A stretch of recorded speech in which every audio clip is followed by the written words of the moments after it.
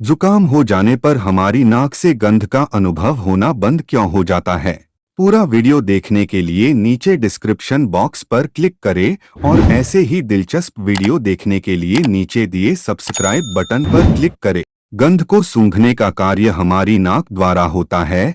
जब हम किसी गंध को सूंघते हैं तो हमारी नाक की तंत्रिकाओं के माध्यम से गंध की सूचना हमारे मस्तिष्क को पहुंचती है, जिससे हमें गंध की जानकारी मिलती है। परंतु जुकाम होने पर संदेश पहुंचने वाली तंत्रिकाओं के सिरे श्लेष्मा के कारण बंद हो जाते हैं, जिससे गंध की जानकारी हमारे मस्तिष्क को नहीं पहुंच पाती है। इसी कारण हमें जुकाम हो जाने पर हमारी नाक से गंध का अनुभव होना बंद हो जाता है।